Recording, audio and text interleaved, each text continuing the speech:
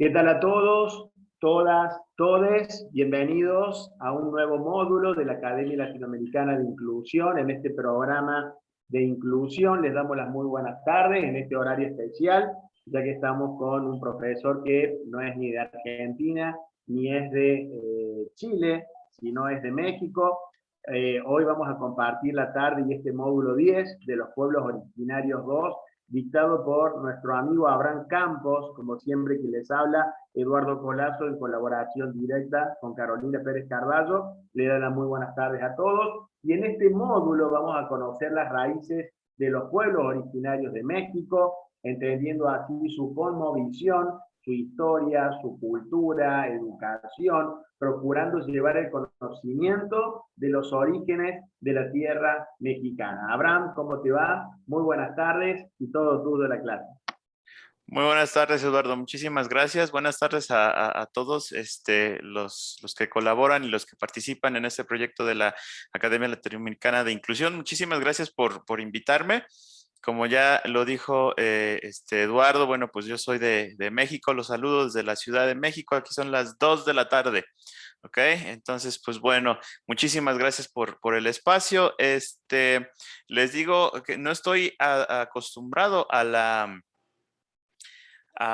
plataforma de Zoom. Yo doy clases en línea, pero lo hago por Google Meet. Realmente como para la plataforma de Zoom solamente he entrado para escuchar, más que para moverle algo. Entonces, no sé cómo puedo ver a todos los que están conectados, pero me gustaría saludarlos a cada uno por sus nombres. Veo a Pamela, Lorena, Marta, Marluz.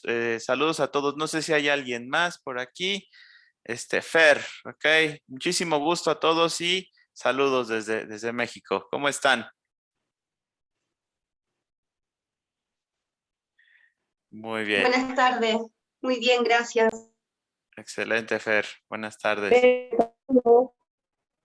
Trabajando. Ok, excelente. Muy bien. Muy bien. Sí, es hora ¿Qué todavía. tal, Abraham? Buenas tardes a todos. Aquí desde Santiago del Estero. Ok, excelente. Buenas tardes, Marta. Muy bien.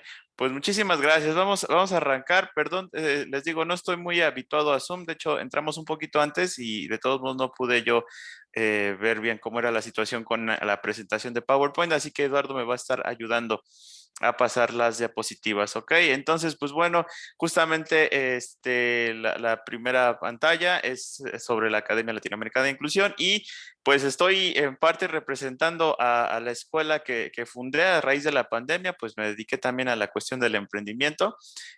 Yo soy un guía turístico, originalmente soy guía turístico, trabajo justamente en la Ciudad de México y las zonas aledañas y pues me ha tocado trabajar con gente de diferentes partes del mundo, principalmente de Estados Unidos. Hablo bastante bien el inglés, entonces bueno, empezaron a pedirme clases de inglés y pues con esto de la pandemia lo vi como una oportunidad, así que estoy empezando esta escuela a la que llamé A&B Language School, Above and Beyond. Entonces, bueno, quise que fuera como una especie de colaboración entre la escuela de Eduardo y Carolina y bueno, esta que estoy empezando yo, ¿vale?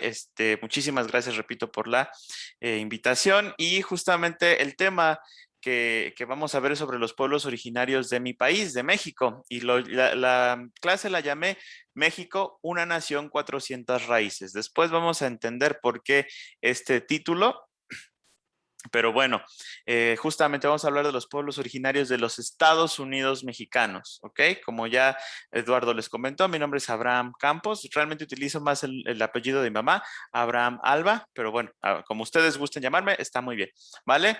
Y bueno, la siguiente, por favor, justamente la foto que están viendo ahí, vamos a quise que fuera algo un poco más visual. La verdad es que hablar de los pueblos originarios de México es un tema bastante complicado, apasionante, muy apasionante, pero un poco complicado para ver en unos minutos. Vamos a tener una sesión de más o menos una hora y después un tiempo para preguntas y respuestas, si ustedes así lo desean. Y bueno, realmente lo que quise fue hacer una plática pues bastante relajada. Van a haber más cuestiones visuales que datos escritos, pero de todos modos, todavía no me pases la diapositiva, Eduardo, muchas gracias. quiero justamente que pongan atención a esta imagen que ustedes están viendo aquí. Es la bandera de mi país, de México. Como ya les mencioné, el nombre oficial de mi país es Estados Unidos Mexicanos. Todo el mundo lo conoce como México, pero ese es el nombre oficial. Y esta es la bandera, la que ustedes están viendo en la pantalla. Esa es la bandera de nuestro país. Tiene un águila en el centro. Son una bandera tricolor, verde, blanco y rojo. En el centro hay un águila devorando una serpiente. Tal vez ahí no se aprecia muchísimo, pero bueno, si lo miran de cerca, justamente van a ver el águila con las alas abiertas y en su piquito trae una serpiente. Detrás de la bandera, como en un segundo plano, está el Palacio Nacional de México, en la Ciudad de México, justamente donde yo soy originario. Tengo 29 años, he vivido aquí en la Ciudad de México toda mi vida. Y ese es el Palacio Nacional, es la sede del poder federal, ¿ok? Nosotros somos una república federal y estamos compuestos por 32 estados, ¿sí? Aquí está la sede de los tres poderes, el legislativo, el judicial y el federal. Ahí es donde vive actualmente el presidente de la República Mexicana. Atrás, como digamos tercer plano, no soy muy bueno para describir fotografías, pero digamos en un tercer plano, hasta atrás en el fondo hay una montaña, no sé si la alcanzan a distinguir, es una montaña, es un volcán, son los volcanes que pues distinguen al paisaje de la Ciudad de México. Ese volcán que ustedes están viendo se llama o lo conocemos como la Mujer Dormida o Ixtaccíhuatl. ¿Ok? Pónganle, más bien tengan ese detalle en mente porque ahorita van a ver algo bastante similar, pero que corresponde a otra época, a otro tiempo de nuestro país. ¿Ok? Entonces ahora sí, la siguiente, Eduardo, por favor. Y bueno, justamente nosotros nos ubicamos en América del Norte, ¿ok? Nosotros nos ubicamos en América del Norte y parte de Centroamérica. La verdad es que los mexicanos nos consideramos como norteamericanos, pero hay una parte, un estado que es muy rico, que es muy interesante, que es Chiapas y Tabasco. Son dos estados que están ahí y pertenecen realmente geográficamente a Centroamérica, ¿ok?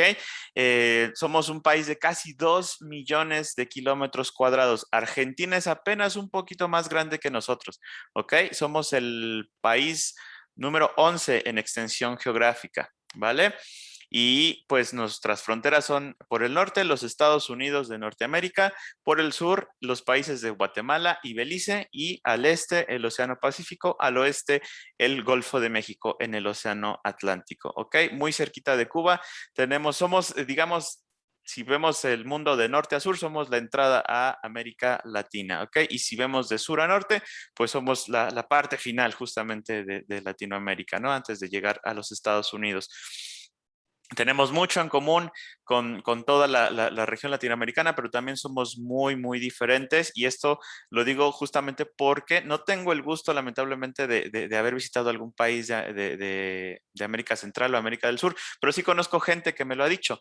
Me han comentado, no, es que ustedes, pues las culturas de aquí son muy diferentes a las nuestras. En su caso se desarrollaron ciudades como en el caso del Perú, en algunos lugares como Colombia se estaban desarrollando, pero pues ya no pudieron hacerlo más por las cuestiones de la conquista y todo esto, y parece ser que es el caso en varias regiones de América del Sur. Discúlpenme la ignorancia, yo conozco lo que se refiere a mi país y no he tenido tiempo, la verdad, no me he dado el tiempo para aprender más sobre lo que hay fuera de nuestras fronteras. La verdad es que el tema del que les voy a hablar es muy extenso y pues si uno se dedica se puede tardar ahí toda la vida y ya no le da tiempo para nada más. ¿Ok? La siguiente, por favor, Eduardo.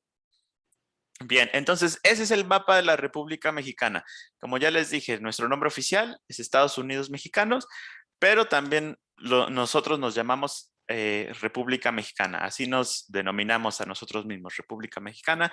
Somos una república federal, 32 estados libres y soberanos. Esto quiere decir que cada uno tiene su propio gobierno, su propia constitución, ¿sí? Y bueno, justamente si vamos desde el norte, tenemos la frontera con los Estados Unidos, aquí la península de Baja California Sur.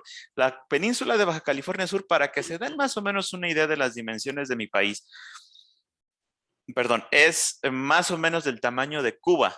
La pura península de Baja California ¿sí? Es del tamaño de Cuba más o menos. Después le siguen otros estados, entre ellos el estado de Chihuahua. Ustedes toman en cuenta la península de Baja California. Después tenemos un estado que es el que está así como enganchito con ella. Y después está el estado de Chihuahua, ¿ok? Digamos que está Baja California, Sonora, Chihuahua. Ese estado de Chihuahua es el más grande que tenemos. Ahorita vamos a hablar de él. Del otro lado, por el lado del Atlántico, tenemos a la península de Yucatán, que seguramente habrán escuchado hablar de Cancún o han incluso visitado Cancún. Bueno, está en la península de Yucatán.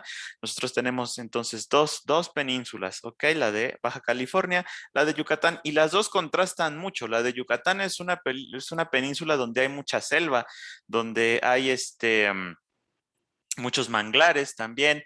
Y en la península de Baja California el clima es árido, es desierto y mar, tal cual. Es una región árida, totalmente desértica.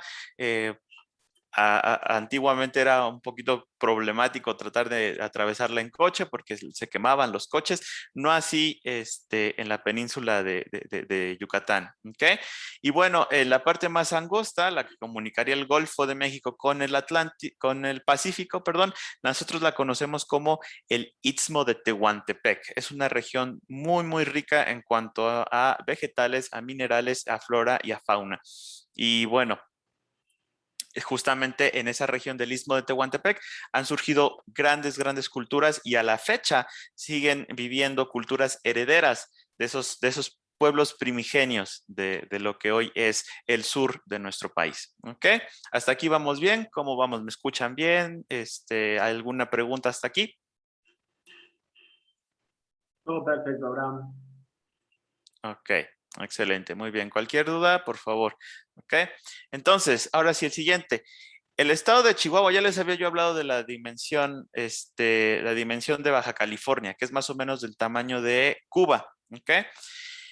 El estado del norte, ¿no? Este estado norteño de Chihuahua, en la frontera con los Estados Unidos, es más o menos igual de grande que, por favor, la siguiente, es más o menos igual de grande que el Reino Unido, por ejemplo. La siguiente, que Grecia, ¿sí? De hecho, es un poquito más grande que Grecia. Y para tener un poquito más de referencia hacia la parte donde la mayoría de ustedes se encuentra ubicado, es más grande que Uruguay, ¿ok? Nada más el puro estado del norte, Chihuahua, ¿ok? La siguiente, por favor. Bien. Después, por ejemplo, aquí tenemos un comparativo de qué tan grande es México comparado con varios países europeos.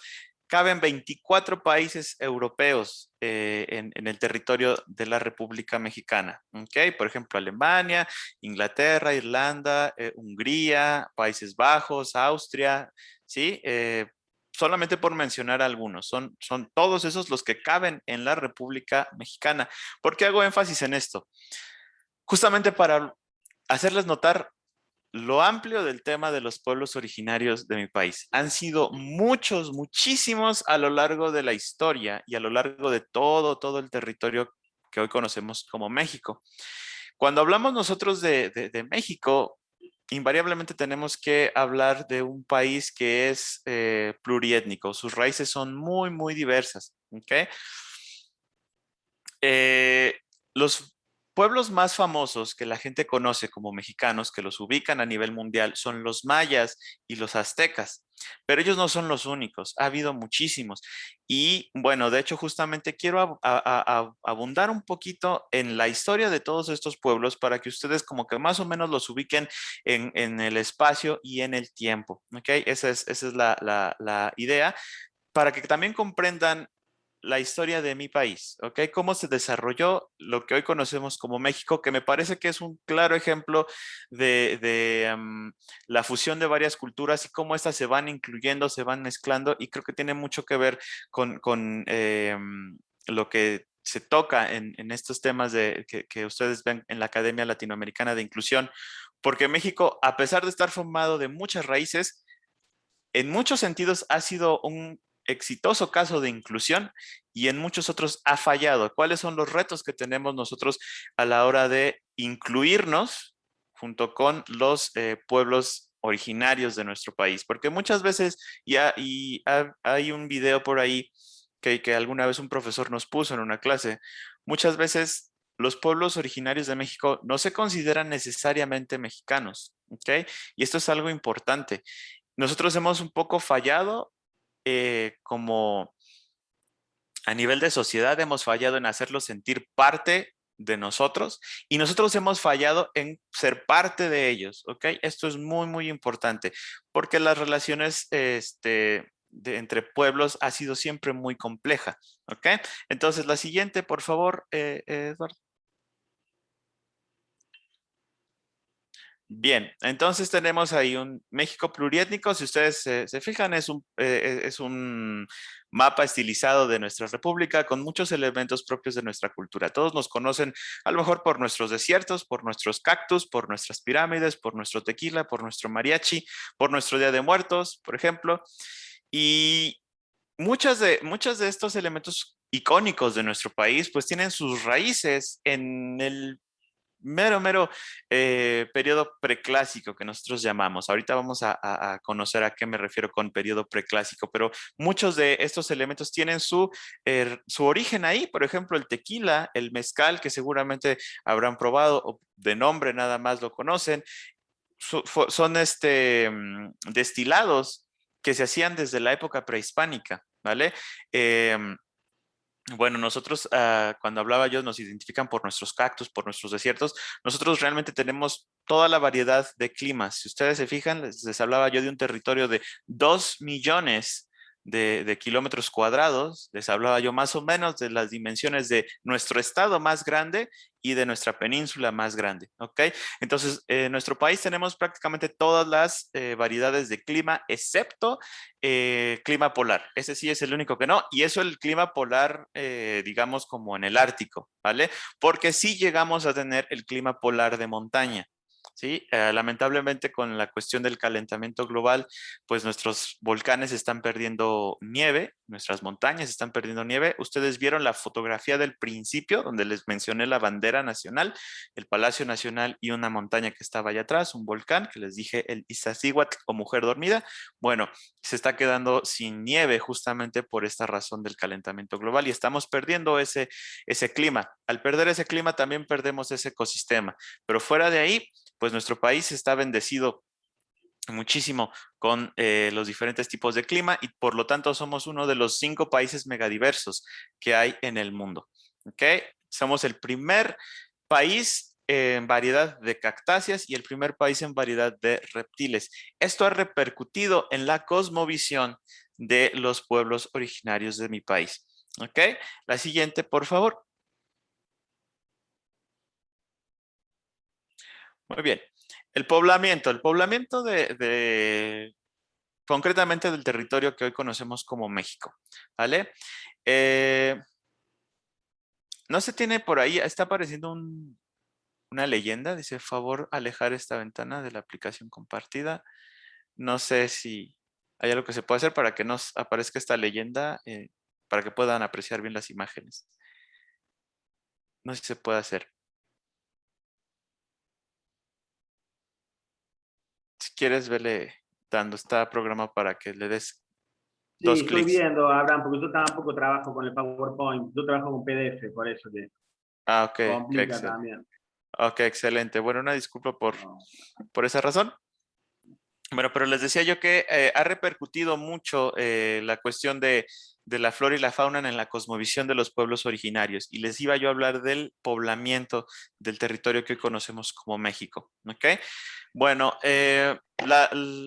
la teoría es esta, ¿no? La que todos conocemos, que el hombre cruzó a través del estrecho de Bering, para el caso de América del Norte, que el hombre cruzó a través del estrecho de Bering y de ahí fue migrando hacia el sur poco a poco. Es un hecho, está comprobado por los arqueólogos mexicanos que el territorio de México no se pobló eh, como en una forma de norte a sur tajantemente, ¿vale? No fue así como que nada más fue de norte a sur. Se sabe que hubo migraciones, que a veces, obviamente que empezaron a venir del norte, pero a veces había movimientos aparentemente ilógicos de sur a norte y después otra vez de norte a sur, o sea, como haciendo esto, ¿no? Como este movimiento así, más o menos, ¿vale?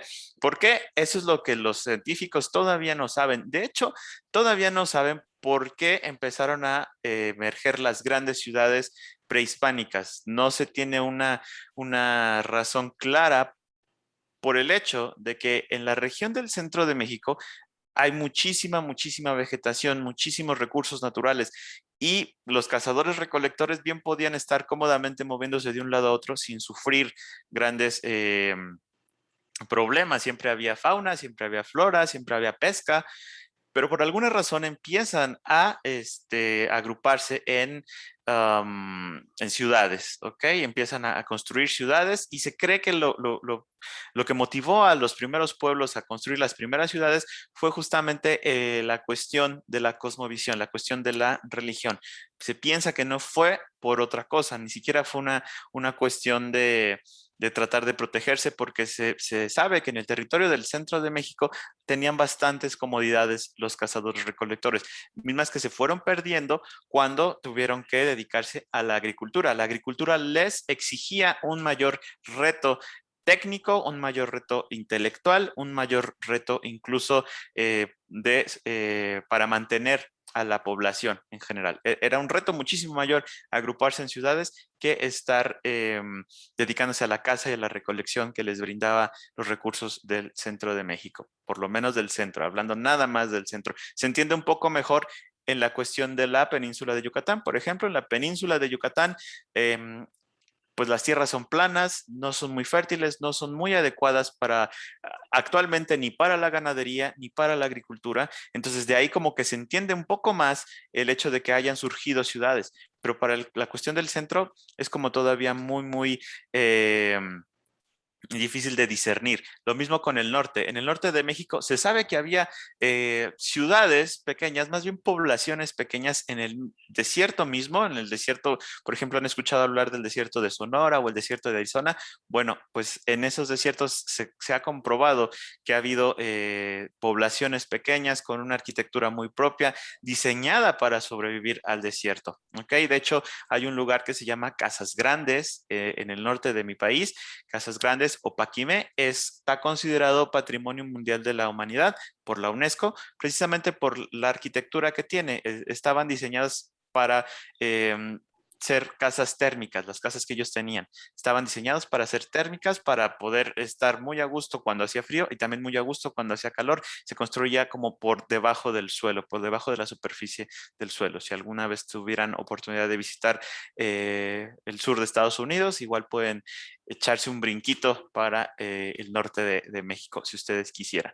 ¿Ok? Entonces, les decía yo, aparentemente la población empieza a llegar por el estrecho de Bering, siguiendo la cordillera de las montañas rocosas, ¿ok? En Canadá, bajando por la parte cercana al Pacífico y llegando finalmente a la parte de lo que hoy es el norte de México. Nosotros tenemos dos sierras. México tiene muchísimas montañas, es un terreno muy escabroso, muy montañoso.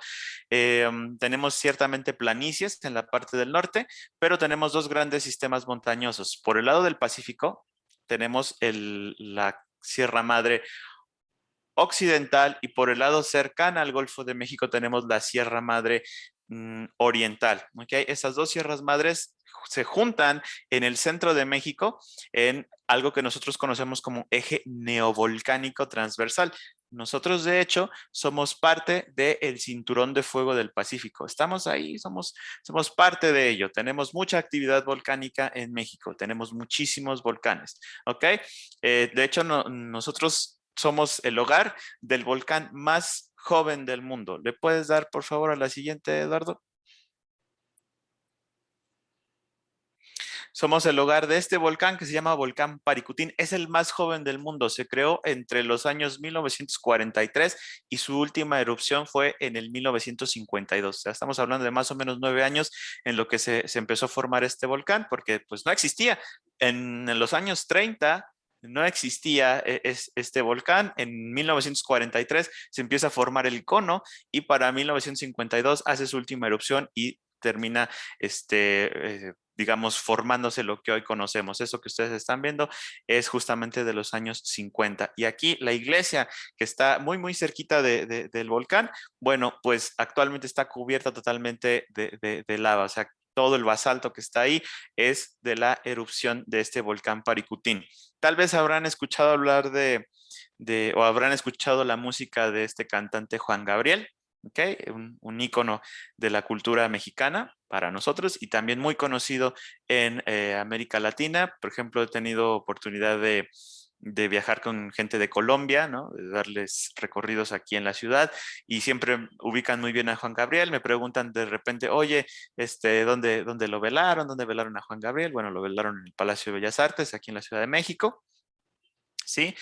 Y bueno, Juan Gabriel, el papá de este cantautor, bueno, se dice que él se volvió loco cuando vio la primera o una de las primeras explosiones volcánicas de este Paricutín, ¿sí? Que pensó que era una cuestión de los infiernos o algo así, porque justamente nadie había visto tal cosa en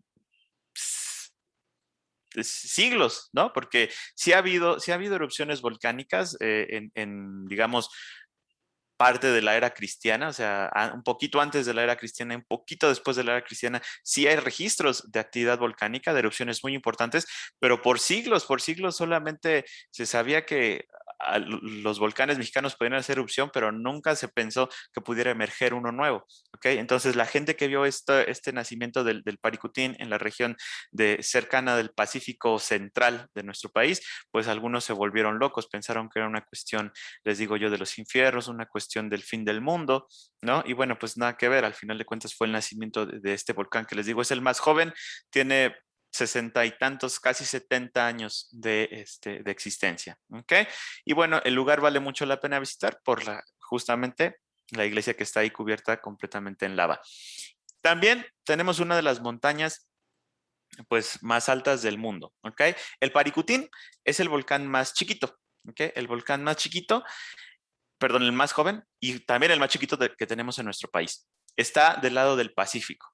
Ahora, este que ustedes están viendo, el Pico de Orizaba, o también llamado Citlaltépetl, ¿sí? Citlaltépetl es una palabra en náhuatl. El náhuatl es la lengua de los aztecas o mexicas, ¿ok? Que les digo, es como una de las culturas que más ubica la gente, ¿ok? Entonces, el náhuatl es la lengua que ellos hablaban. Muchísimos lugares de nuestro país, sobre todo en el centro, tienen nombres en náhuatl. La simple palabra México, ¿sí? El nombre está en náhuatl y significa algo así como lugar en el centro o en el ombligo de la luna. La idea era casi como somos el centro del universo, nosotros. Como muchas otras culturas del mundo, los aztecas o mexicas se creían el centro del universo, ¿ok? O se consideraban. Y entonces, este volcán Citlaltépetl es el más alto, es un volcán ya extinto, pero es la montaña más alta que tenemos y es una de las montañas más altas del mundo. También tiene 5.600 metros de altura sobre el nivel del mar, perdón. 5.600 metros de altura sobre el nivel del mar. Y justamente la palabra Citlaltépetl quiere decir algo así como la montaña de las estrellas o la montaña que llega a las estrellas. Citlali es estrella en náhuatl, Tepetl es montaña o colina o cerro, como ustedes la quieran traducir, estaría correcto. Citlaltépetl, ¿no? Entonces, ese está del lado del Atlántico, del lado del Golfo de México. De hecho, hay una historia muy interesante sobre los primeros españoles que llegaron a estas tierras cuando lo vieron, pues ellos no habían visto nunca una montaña tan alta y decían que la nieve ahí no estaban seguros si era nieve o no era nieve, ¿no? Les hablaré un poquito más de esa historia más adelante, pero para que más o menos tengan una idea, ¿no? Eso es lo que forma el Paricutín y el Citlaltépetl o Pico de Orizaba, justamente son donde inicia y termina de costa a costa el eje volcánico transversal. ¿Okay? Es lo que divide a México como en norte y sur, hablando en cuestión de orografía, ¿vale? Ya les dije yo, tenemos el lado del Pacífico, somos parte del Cinturón de Fuego, y después de donde está el Paricutín hacia el Atlántico está el eje volcánico transversal. Y a partir de ahí, entonces, la región central de México es una tierra muy fértil precisamente por toda la actividad volcánica. Una tierra muy, muy fértil, una tierra donde hay muy buena agricultura, muy buena pesca, hay grandes regiones de lagos, hay muchos ríos, ¿ok? Y el suelo, pues de alguna manera también suele ser bastante firme, excepto por el de la Ciudad de México, pero el de la Ciudad de México tiene una razón de ser que no tiene nada que ver con los recursos naturales, eso más bien fue ya una cuestión de los seres humanos que, bueno, nos empeñamos en construir sobre un territorio que no debíamos de haber utilizado para construir una ciudad de estas dimensiones, ¿ok? El Pico de Orizaba, la siguiente, por favor. El Pico de Orizaba es importante en el mundo, se hace muchísimo alpinismo. Algunas personas que se están preparando para escalar el Everest, primero van y entrenan en el Pico de Orizaba y también la NASA hace estudios, dicen que tiene ciertas similitudes con la superficie de Marte, ¿ok? Entonces hace estudios ahí para poder diseñar los robots que van a después a mandar a nuestro planeta vecino. ¿Ok? La siguiente, por favor. Después, esta es nuestra montaña más alta. Y después tenemos otras dos. No sé si las recuerdan. Una de ellas ya la vieron, estaba atrasito del Palacio Nacional. Sí, esa es, bueno, esas dos montañas que ustedes tienen es el Popocatépetl y el Iztaccíhuatl. ¿Ok? Popocatépetl e Iztaccíhuatl, ¿vale? Bueno, Popocatépetl quiere decir montaña humeante. Es la montaña que ustedes están viendo a la izquierda en su pantalla. De hecho, tiene una columna de humo. Y al lado tienen Iztaccíhuatl, quiere decir mujer dormida. Igual, lengua náhuatl, ¿ok? Son los volcanes que dan distinción al paisaje, como ya les decía. La vista de estos volcanes es desde el Golfo de México, viniendo del Golfo de México hacia la Ciudad de México. ¿Ok? Si nosotros viniéramos de la ciudad hacia el Golfo, lo que veríamos a la izquierda sería primeramente la mujer dormida y después el volcán Popocatépetl. Este volcán es el más activo a la fecha y el más vigilado porque si hiciera erupción afectaría muchísimo a la Ciudad de México. La Ciudad de México tiene 10 millones de habitantes aproximadamente. Entonces, y nuestro país tiene 127 millones de habitantes. ¿Ok? Entonces, la Ciudad de México es la más concentrada en cuanto a población y este volcán, pues sí nos asusta un poquillo. La siguiente, por favor. Los volcanes Popocatépetl e Iztaccíhuatl están justamente en el centro geográfico del país, formando parte del eje neovolcánico transversal. ¿Ok? Bueno, este eje también cierra por el lado del oriente, por la zona del este, cierra algo que nosotros conocemos como Cuenca de México, ¿vale? Los volcanes Popocatépetl e Iztaccíhuatl son los límites de algo que nosotros conocemos como Cuenca de México, el límite oriente, el límite del este, ¿ok? La Cuenca de México es importante porque justamente yo les estoy hablando desde la Cuenca de México. Es una región rodeada de montañas por los cuatro lados, norte, sur, este y oeste. Ya les mencioné cuál es el límite del este, pero las montañas que rodean a esta Cuenca de México, en su mayoría no son montañas, son volcanes muy raros que solamente pueden hacer erupción una vez en la vida, nunca, nunca más. ¿Ok? Bueno, a través de este sistema de montañas o de volcanes, pues el agua se va quedando atrapada a través de miles de años. Cuando llueve, el agua se va quedando atrapada, no puede salir justamente porque está rodeada por estos volcanes y montañas y se va formando un sistema de 5 lagos, ¿ok? 5 lagos, tenemos 2 en el sur, que se llama uno lago de Chalco, el otro lago de Xochimilco. Quizá habrán escuchado, si alguna vez han viajado a México, quizá habrán escuchado de las trajineras o los canales de Xochimilco, ¿no? Bueno, es un lugar muy turístico, muy visitado. Si un día tienen oportunidad, por favor, vengan y visítenlo. Pero era parte de este sistema de lagos que se forma gracias a los volcanes que rodean a la famosa Cuenca de México, ¿vale? Entonces tenemos Chalco, Xochimilco. En el centro tenemos, en el centro tenemos el lago de Texcoco, ¿ok? Tenemos el lago de Texcoco. Y después tenemos al norte Xaltocan y Zumpango. La Ciudad de México se fundó en el lago de Texcoco, encima, en una islita pequeñita en el lago de Texcoco, que era un lago de agua salada. Y Xochimilco y Chalco eran de agua potable, así que la gente que vivía en el lago de Texcoco aprovechaba el agua de estos otros lagos para la agricultura. Y justamente por esta razón es que las tierras que rodean a la cuenca de México son muy, muy fértiles, ¿sí? Por este sistema de lagos que hay, ¿vale? Ya los puse un poquito en contexto. Disculpen que haya yo tardado tanto en esta parte, pero es importante para poder hablar del desarrollo de las culturas de mi país. ¿Okay? Esto es muy, muy importante, ¿vale? La zona del Golfo de México también es muy fértil. Tiene muchos ríos también, igual que la del centro, pero la mejor zona era la del centro justamente porque estaba protegida por estas montañas, estaba protegida de huracanes, estaba protegida de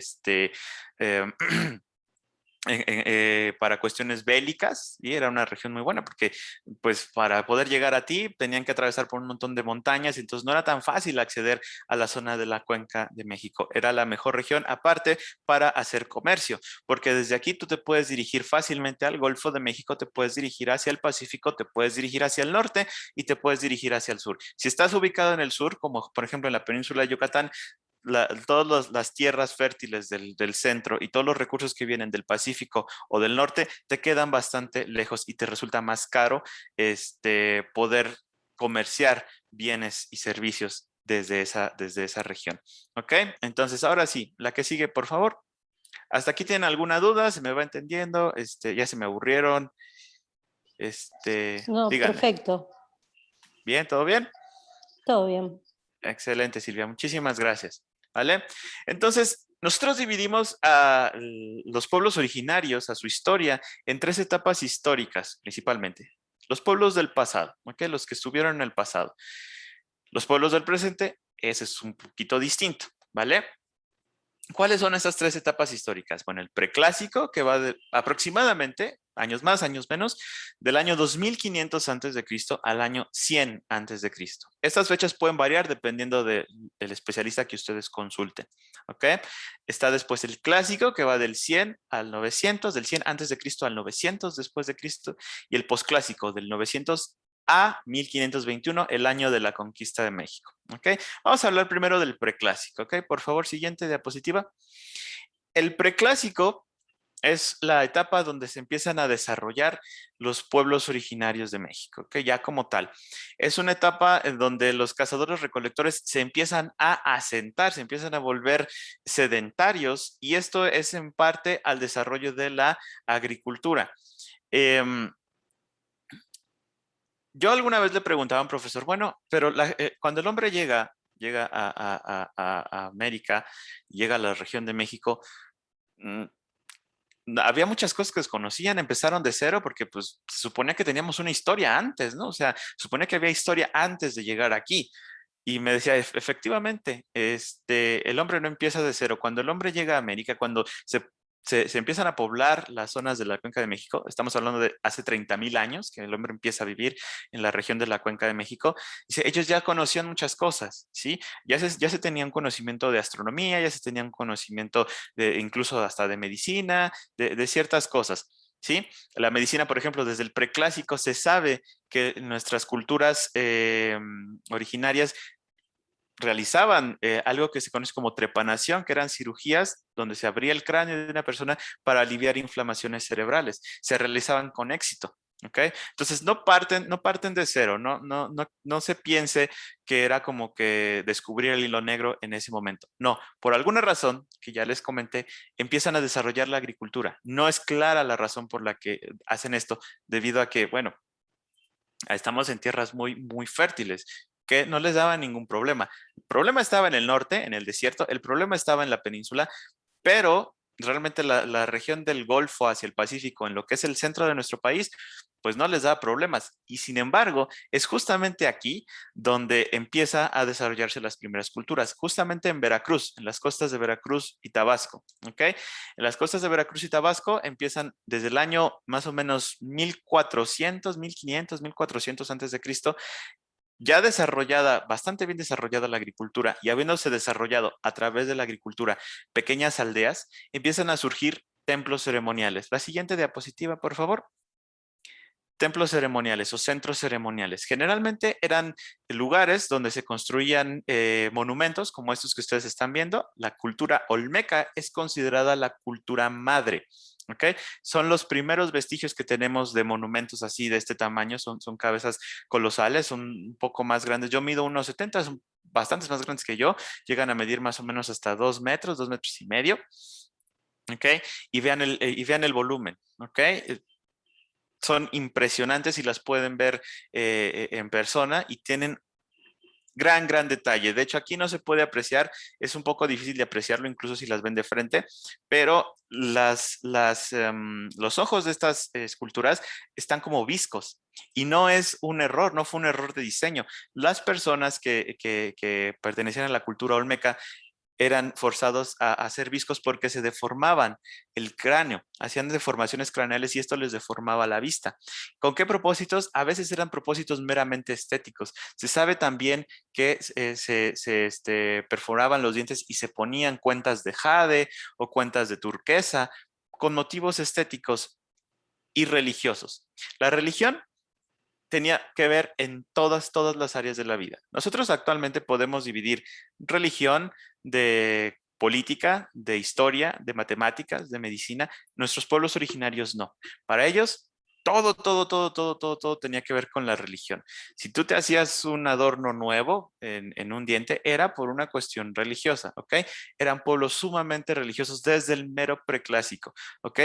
Y justamente los monumentos que hacían eran en honor a sus gobernantes, que eran una especie de lazo entre los hombres y los dioses. Empiezan a surgir dioses. Por favor, siguiente diapositiva. Empiezan a surgir dioses. Aquí la religión prehispánica se considera que nace en las zonas de Veracruz y de Tabasco, estados en el Golfo, muy cerca del istmo de Tehuantepec. ¿Ok?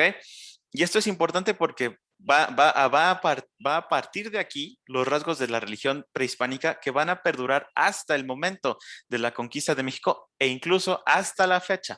¿Okay? Incluso hasta la fecha, ¿vale? Por eso se considera cultura madre, porque aquí se desarrollan los rasgos religiosos que van a perdurar durante toda la época prehispánica, y les digo, hasta la fecha.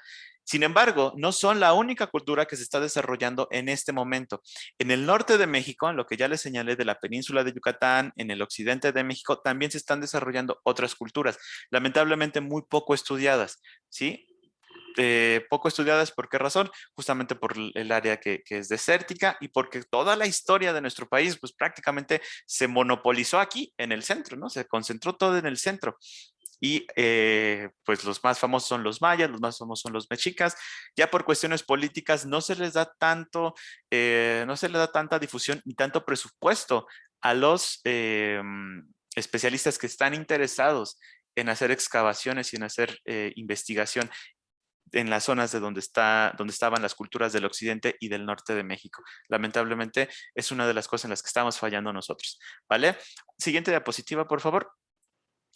Se empiezan a generar los dioses, la religión prehispánica, y se empiezan a hacer figurillas. Si se fijan, estas figurillas pertenecen al preclásico.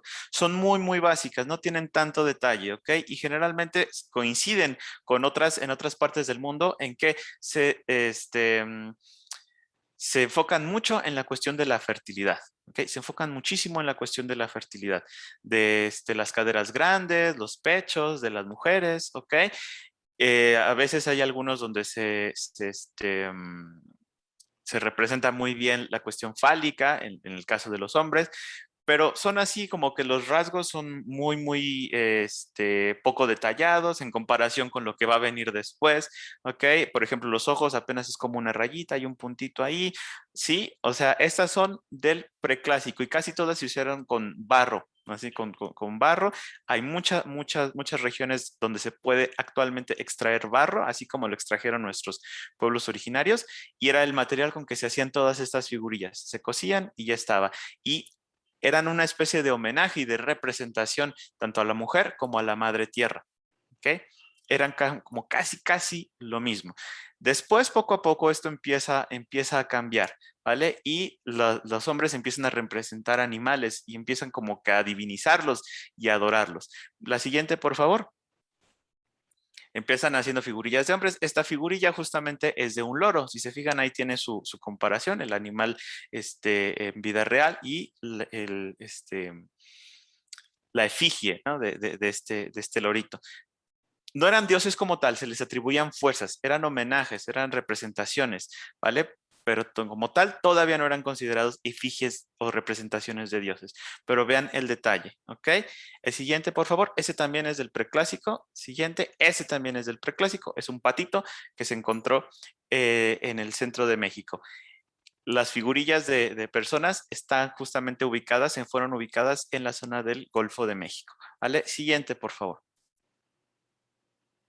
En la península de Baja California, les digo, sin embargo, sigue habiendo un desarrollo. O sea, hubo el desplazamiento de población de norte a sur y se distribuyó el hombre por las costas tanto del Pacífico hacia el Atlántico. La región prehispánica nace en el Pacífico, en el Atlántico, perdón, en el Golfo de México, pero en Baja California al mismo tiempo se están desarrollando culturas que desarrollan pinturas rupestres. La siguiente, por favor.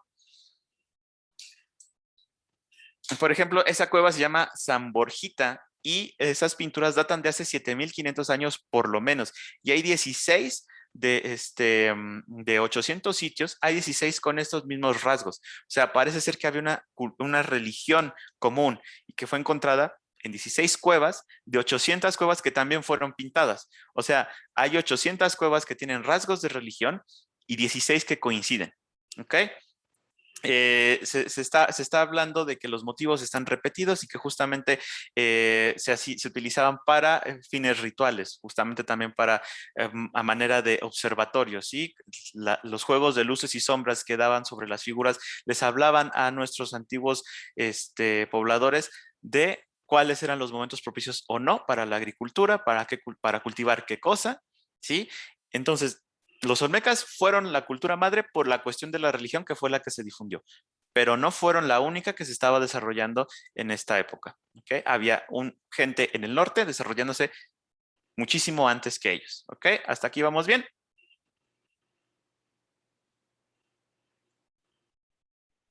Sí, Perfecto, sí. Abraham, perfecto. Bárbaro. Excelente, muy bien. Entonces, después tenemos a los mayas, ¿no? Que como ya les dije, son los más famosos. Los más famosos, ¿por qué? Porque desarrollan matemáticas, ¿sí? Desarrollan las matemáticas, pero igual que pasa con las matemáticas en Europa, que los griegos desarrollaron mucho las matemáticas, no fueron los únicos. También los árabes, los hindúes, los chinos, cada pueblo desarrolló hasta donde pudo su ciencia de las matemáticas. Y bueno, poco a poco las ideas a través de la ruta de la seda y de los imperios árabes y todo esto, bueno, se fueron de alguna manera integrando todas hasta llegar a la ciencia matemática que conocemos hoy. Los mayas, bueno, son famosos por haber sido grandes matemáticos, cierto, pero los olmecas empiezan a desarrollar también las matemáticas, que después los mayas van retomando y van perfeccionando. Los mayas llegaron a computar el tiempo de una manera exactísima. Se dice que cuando el hombre empieza a contar, inventa el sistema decimal de 10 unidades por los 10 dedos de la mano. ¿Ok? Eso tiene sentido. El sistema matemático de los mayas era vigesimal, tenía 20 unidades, ¿ok? 20 unidades y se piensa que era justamente porque ellos veían al 20 como el símbolo de un todo. Les decía yo, la religión tiene mucho que ver. Para ellos, la religión y la vida misma no era una cuestión lineal, era una cuestión cíclica, ¿vale? Cuando tú naces, empiezas un ciclo que no se detiene en la muerte. Cuando tú mueres, o sea, tú naces, te desarrollas, das más vida, produces más vida, ¿sí? Y después, al morir, la vida se alimenta de ti. Entonces, haces un ciclo. No es como nosotros lo concebimos, que para nosotros es como naces, vives y después mueres. Y ahí quedó. No, para ellos todo era un ciclo. Tú seguías alimentando a la tierra y tiene que ver un poco, si ustedes lo piensan en términos actuales, pues la materia no se crea ni se destruye, sino que se transforma. Es más o menos similar a esto, ¿vale? Entonces, les decía yo, la religión es indivisible de todas las áreas de la vida, incluso de la ciencia. Y entonces, no es una coincidencia que los mayas, su sistema fuese vigesimal porque tomaban en cuenta el todo, la parte completa, ¿sí? 10 dedos de las manos, 10 dedos de los pies, superior, inferior. el concepto de dualidad es muy, muy importante para generar un todo, ¿sí? El bien y el mal se contraponen, cierto, pero se complementan, se necesitan, ¿ok?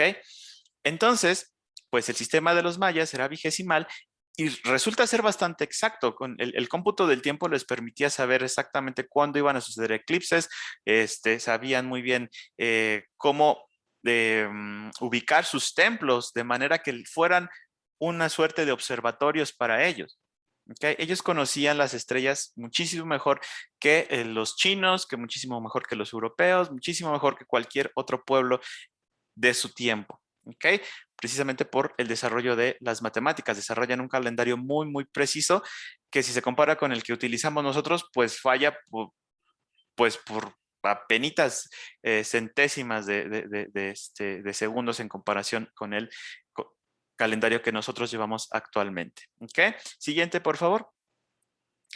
Los mayas no se desarrollan realmente en el territorio de lo que hoy es México, o no nacen ahí, nacen en lo que hoy es el territorio de Guatemala. La ciudad de Tikal es una de las primeras que se desarrollan en la región del Petén. Está muy cerquita de México, pero no es México. Y hacen como que un desarrollo un poco extraño, porque nacen ahí, después se expanden y al momento de la conquista, para el momento de la conquista ya se habían vuelto a contraer hacia la región del Petén. O sea, realmente los españoles no destruyen la civilización maya. La civilización maya implosionó, se destruyó solita prácticamente. No tendré tiempo de abundar en ellos, pero bueno, para que ustedes más o menos tengan una idea, una noción de esto, ¿vale? Entonces, empiezan en Tikal y se van desarrollando. Justamente la fotografía que ustedes vieron hace un momento era de la ciudad de Tikal, en Guatemala. No le pertenece a México. Sin embargo, bueno, se van expandiendo sobre las distintas regiones y llegan a ocupar, pues, lo que hoy es el sur y la península de Yucatán. ¿Ok? Siguiente, por favor. Al mismo tiempo se están desarrollando en en Oaxaca, en el sur de México, ahí en la costa del Pacífico, se está desarrollando una ciudad que se llama Monte Albán. ¿Vale? Siguiente, por favor. Ahí tienen, es la ubicación, es esa región ahí que está señalada con el límite rojo. Aquí esta civilización lo que hizo fue en el preclásico, 2500 a 100 antes de Cristo, fue aplanar las colinas, aplanar los cerros de toda esta zona de valles, ¿sí? Y fundaron ahí una ciudad, ¿ok? Hacia el año 500 antes de Cristo. La ciudad llegó a tener hasta 35,000 habitantes en su momento de esplendor. Y bueno, en lengua original, de ellos, en zapoteca, se llama algo así como, no sé zapoteca, perdón la pronunciación, se llama algo así como Dauyacash, perdón, que quiere decir cerro de piedras preciosas. Esto es el nombre original. Lamentablemente, bueno, se conoce más como Monte Albán, su nombre en español, dado por los conquistadores. ¿Ok? Siguiente, por favor. Al mismo tiempo, se está desarrollando Cuicuilco. Es un centro ceremonial.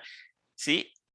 Les digo yo, las ciudades o las aldeas o las villas están alrededor de estos lugares donde se ponen los monumentos. Los monumentos son para representar el nexo con los dioses, ¿ok? Se hacen pirámides justamente para simbolizar el eje del mundo, ¿sí? Ellos creían en el inframundo, en el plano terrestre y en el plano celeste, ¿ok? Entonces las pirámides eran una forma de conectar esos tres niveles. Muchas de nuestras pirámides tienen cuevas por debajo, representando el inframundo. Están justamente sobre la superficie terrestre para representar el plano en el que vivimos nosotros y se elevan así en forma de pirámide, ya sea, esta es una pirámide circular, ¿okay? Estaba hecho de cuerpos circulares, pero al final de cuentas era un basamento en forma de pirámide, ¿sí? Y los demás cuerpos también eran en formas de pirámides escalonadas, tal vez no como círculos, sino como rectángulos o trapecios, ¿vale? Pero justamente para indicar el ascenso hacia el plano celeste. Esta región de Coihuilco está en la Ciudad de México, está justo al sur de la Ciudad de México. Si ven, por ahí están los edificios que rodean, está cerca del periférico, al ladito del periférico, ¿ok? De la Ciudad de México. La siguiente, por favor.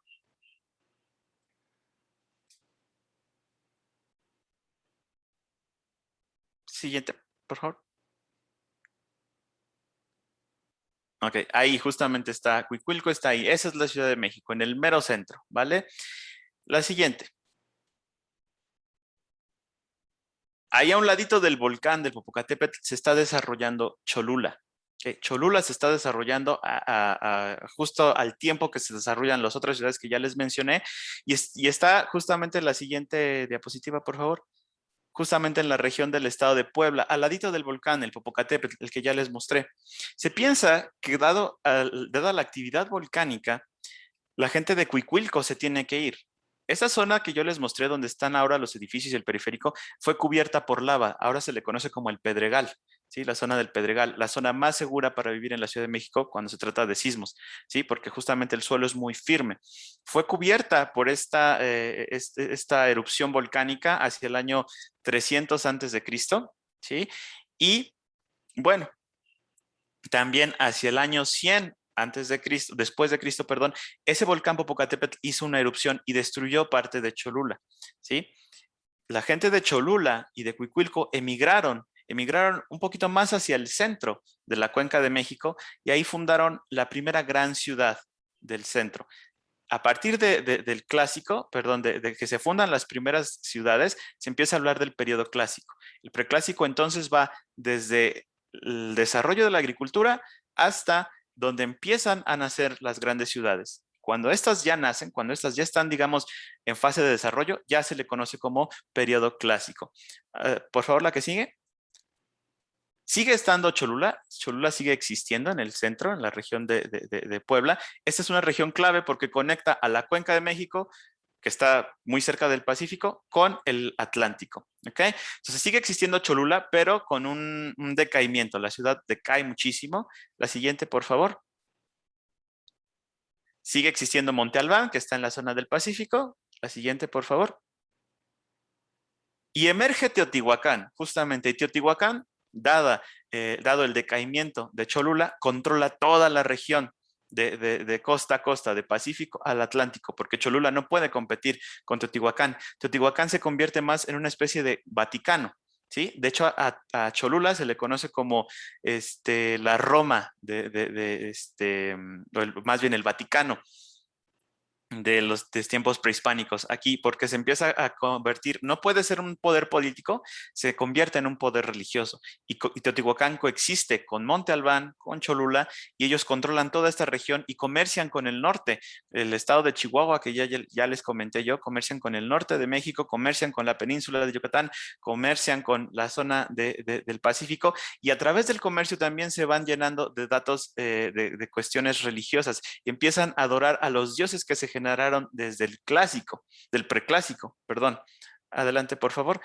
Y construyen pirámides en consecuencia, construyen pirámides imitando los ejes, ¿sí? El inframundo, el plano terrestre y después el plano celestial. Esa es la razón por la que construyen las pirámides. Esta es una recreación cómo habría sido la ciudad de Teotihuacán. Se sabe que las pintaban de rojo y blanco, en parte porque eran recursos muy, muy abundantes. La hematita, de donde sacaban el tinte rojo, bueno, abundaba mucho en esta región y era muy fácil de utilizarla para los colores. ¿Ok? Entonces, aquí ustedes ven una estela, se llama Estela 31 de Tikal. Y esta estela, pues, nos habla de la influencia, el poder que tuvo Teotihuacán en la región maya. Ya les había yo hablado de Tikal, que fue como una de las primeras ciudades mayas. Bueno, aquí tal vez no lo puedan notar, pero en la siguiente, si ustedes ven primero a la derecha, se llega a notar el casco de este hombre. Es un guerrero, y en el casco, ese casco es puramente maya. No lo pueden distinguir tal vez porque, bueno, hay que tener el ojo un poquito entrenado, un poquito familiarizado, pero el casco es justamente de un hombre maya, un soldado maya. Igual el collar, todos las cuentas de jade que cuelgan de su collar, todo eso es estilo maya. Sin embargo, fíjense un poco ahora en la imagen que sigue, en la imagen de la derecha. Sí, no, perdón, la misma, pero en la imagen de la derecha, sí, en el escudo. Sí, en el escudo, la forma en que están esas rayitas así en vertical representan plumas. Es un tocado de plumas, ¿ok? Y si se fijan ustedes, poquito más abajo, en el centro hay unos circulitos, hay 3 circulitos, y más abajo hay otros 2 círculos grandes como manera de aretes, cubriendo un rostro. Ese rostro tiene una especie como de anteojos. Bueno, ese estilo es 100% teotihuacano. ¿sí? Nos habla justamente de la influencia que tuvo Teotihuacán en la entronización de un rey de Tikal, de un rey, de un emperador de la ciudad de Tikal. Fíjense, estamos hablando, llegar de la Ciudad de México a Tikal en automóvil son alrededor de 24 horas en automóvil, ¿ok? En aquellos tiempos era un viaje de muchísimas semanas, ¿vale? Porque había que cruzar toda esta cuestión de las zonas montañosas de la Cuenca de México, salir de la Cuenca de México, llegar a la zona del Istmo de Tehuantepec, que también está llena de montañas, llegar a la zona de Chiapas, atravesar las montañas de Chiapas, llegar a lo que hoy es Guatemala y ejercer ese poder, tanto que quedaran registrados en las estelas mayas. Las estelas nos hablan justamente del periodo de esplendor en el clásico. Antes de las estelas, en el preclásico, los mayas solamente tenían centros ceremoniales pequeños. Cuando empieza a haber estelas, empiezan a haber también grandes ciudades en la zona maya. ¿Ok? Siguiente, por favor. Y esas eran las rutas de comercio, si ustedes se fijan. Llegan hasta el actual territorio de Estados Unidos. ¿Ok? Lo que ya les había mencionado. Teotihuacán logra ejercer este poder justo por su ubicación geográfica. ¿Ok? ¿A qué sigue, por favor?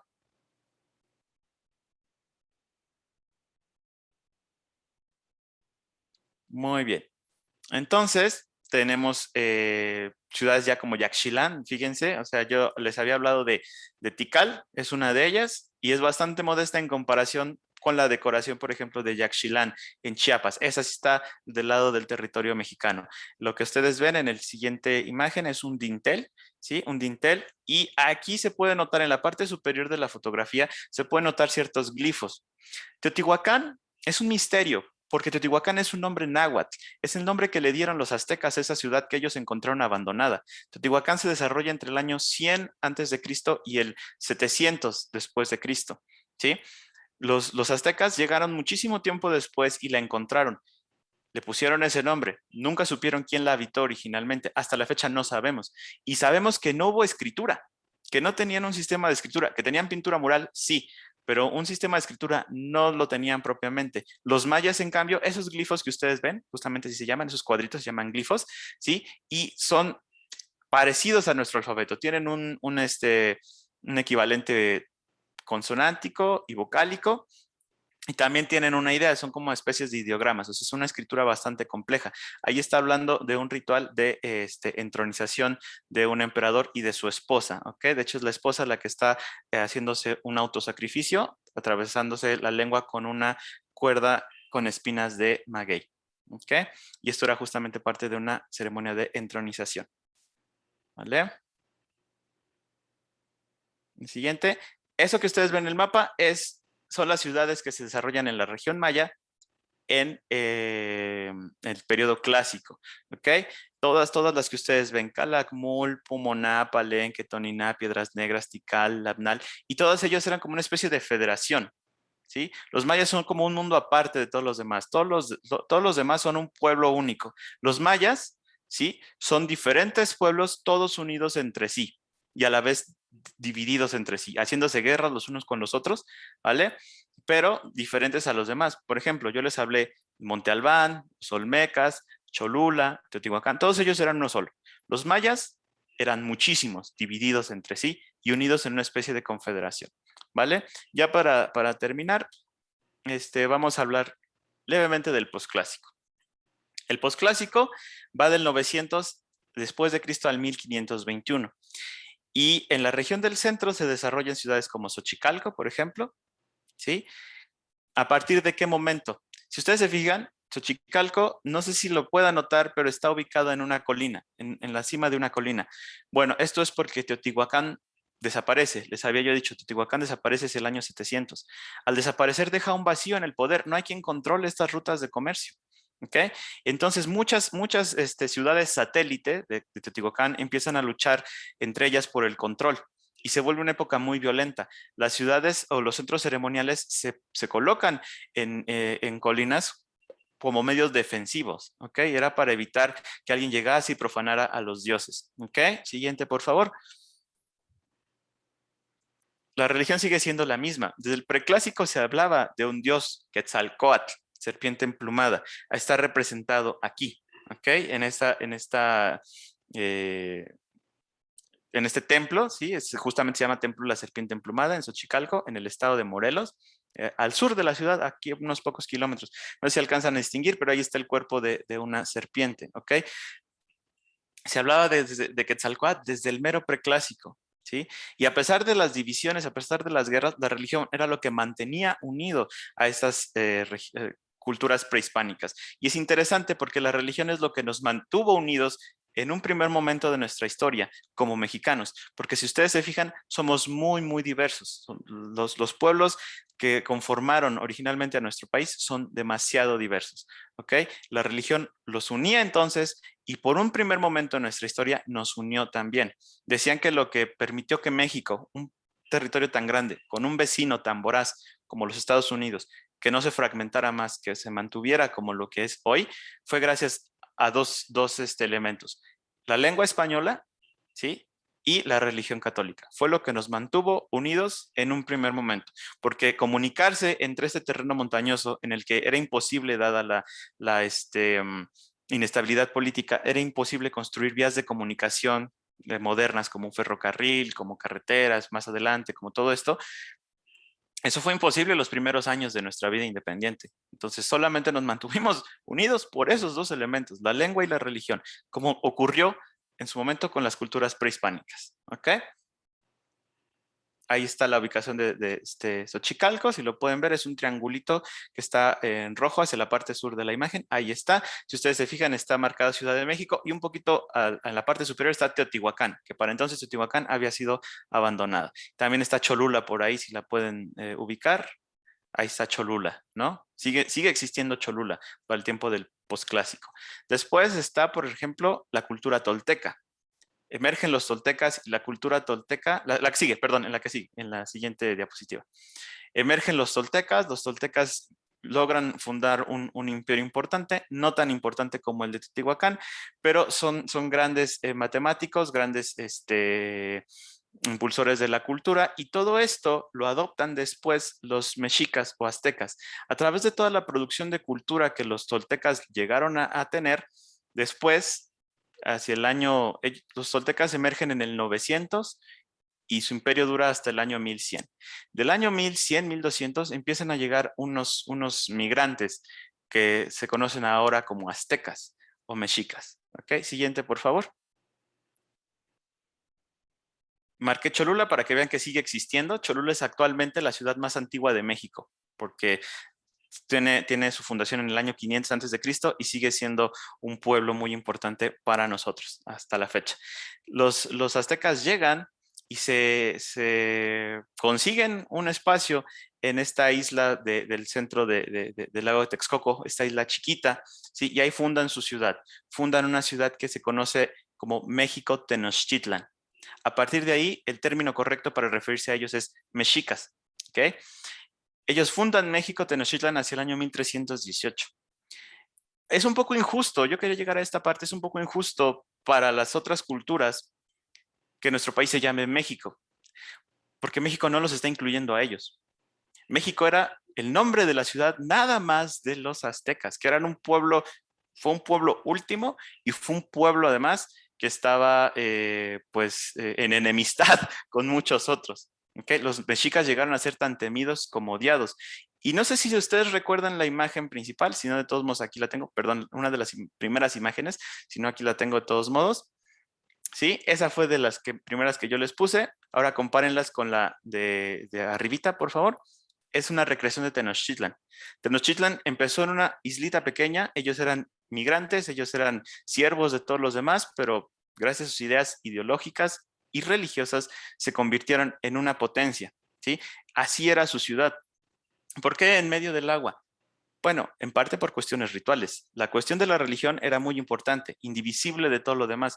Ellos decían venir de un lugar de blancura que estaba rodeada de agua, y en realidad al decir que ellos venían de una región de blancura, querían decir que a eso ellos le estaban apuntando, a construir una región de blancura, una región próspera.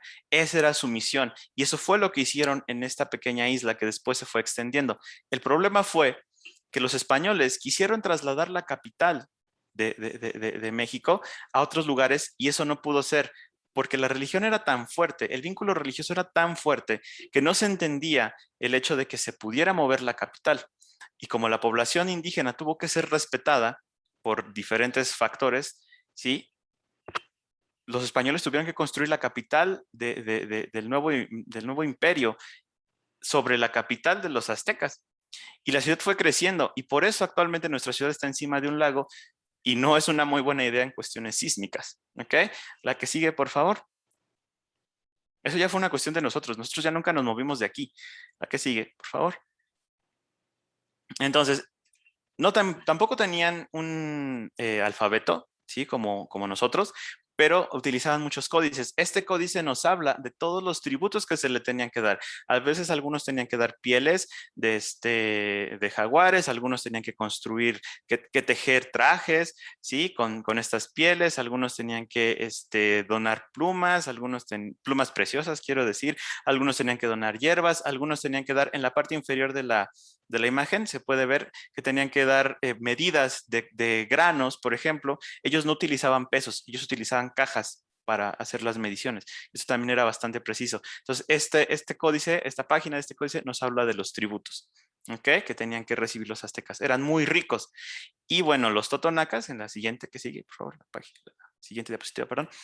Los totonacas, bueno, también fueron importantes, fueron enemigos hasta cierto punto de los aztecas.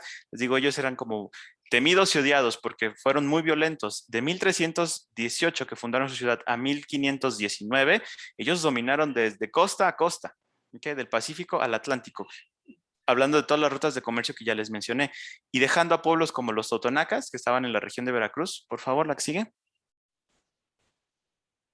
Ahí están los totonacas en el Golfo. La que sigue, por favor. Bueno, Chichén Itzá no tuvo nada que ver con los aztecas. Se desarrolló más o menos en ese tiempo en la península de Yucatán, en la región maya. ¿Ok? La que sigue, por favor. La península de Yucatán se llena de ciudades mayas ya en el periodo posclásico. Antes no tenía realmente ocupación maya. Y las ciudades más importantes fueron Chichén Itzá, que seguramente la habrán visto, Tulum, ahí cerquita de Cancún, o más bien a un ladito de la zona hotelera de Cancún. En Cobá, por ejemplo, también si van a esta zona de México, y aprovechen el tour para ir a los 3 lugares, Cobá, Tulum, Chichén Itzá, ¿vale? Están ahí se ubican los mayas. Nunca tuvieron nada que ver con los mexicas o aztecas. Desarrollan estas ciudades al mismo tiempo, ¿ok? La que sigue, por favor. Entonces, pero a gente como los totonacas y a la gente de Tlaxcala, los aztecas no les daban chance, no los dejaban ni a sol ni a sombra. Estaban siempre asediándolos para someterlos. Los tlaxcaltecas decían, nosotros estamos muy orgullosos de ser pobres, pero de no estar debajo del yugo de los mexicas. ¿Okay? Y la que sigue, por favor. Y entonces ahí pueden ver la zona de Tlaxcala. La zona de Tlaxcala estaba rodeada totalmente por el imperio azteca. ¿Ok? Y bueno, el imperio azteca justamente tenía tantos enemigos que los españoles se alían justamente con la gente de Tlaxcala. La gente de Cholula eran aliados del pueblo azteca. Si los españoles hubiesen llegado primero a Cholula antes que a Tlaxcala, tal vez la historia hubiese sido muy diferente. Hernán Cortés, que fue el hombre que dirigía a las huestes españolas, llega con 500 hombres a esta región y pudo haber sido vencido por los aztecas si hubiese pasado primero por Cholula, ¿sí? Pero llegó por cosas del destino, llegó primero a Tlaxcala y los tlaxcaltecas lo vieron a él como la posibilidad de librarse de los mexicas. ¿Sí? Entonces, los mismos pueblos indígenas se unieron a Cortés. Hay un dicho que dice que la conquista de México la hicieron los españoles, perdón, la hicieron los indígenas, no los españoles, y que después la independencia la hicieron justamente los españoles para salvar los intereses de los criollos, ¿no? Los criollos, la gente nacida, ¿cómo se llama? Hijos de españoles nacidos aquí en México, así se les conocía, ¿vale? Entonces, vean cómo les decía yo, es un poco injusto que este país se llame México, ¿no? O sea, injusto para los demás, ¿vale? Porque al final estamos hechos de muchísimos, muchísimos pueblos, ¿vale? Quiero ya finalizar esto con, hablando nada más de 2 elementos más, por favor. Está el arte plumario. Fíjense cómo es el arte plumario. Se hacían escudos para guerreros y se hacían los penachos de los grandes gobernantes. Por ejemplo, el penacho Moctezuma en Viena, Austria, una réplica del Museo de Antropología de la Ciudad de México. Si tienen oportunidad de venir, visítenlo, no se lo pierdan. Y llega el momento de la conquista. La que sigue, por favor. Y ahí tenemos una representación de Hernán Cortés sometiendo a la Malinche, ¿no? Dejándola ayudar al hombre que está tirado.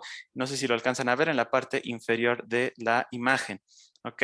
La Malinche fue, así se le conoce, fue una mujer importante porque en principio fue una mujer que se le obsequió a Cortés, ¿sí? Por un pueblo maya, ella hablaba maya, y terminó convirtiéndose en la traductora de Cortés porque era una mujer que se pensaba que estaba predestinada a ser esposa de algún señor importante de aquella región maya, porque justamente podía hablar maya y podría hablar náhuatl. De otra forma, no se le habría enseñado a hablar distintos idiomas, ¿ok?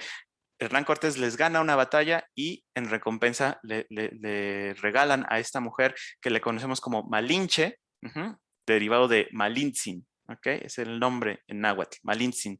Y bueno, los españoles le llamaban Malinche, así la llamamos nosotros. ¿Ok? Sin esta mujer, Cortés no habría logrado conquistar absolutamente nada. Fue a través de sus conocimientos de maya y náhuatl que pudo comunicarse y forjar alianzas con los tlaxcaltecas para Cortés. Así nace el Virreinato de la Nueva España. Pasa la siguiente, por favor. Y fíjense, el arte plumario que antes se utilizaba para hacer escudos de guerreros, ahora se utiliza en motivos religiosos, pero sigue siendo parte de una tradición prehispánica.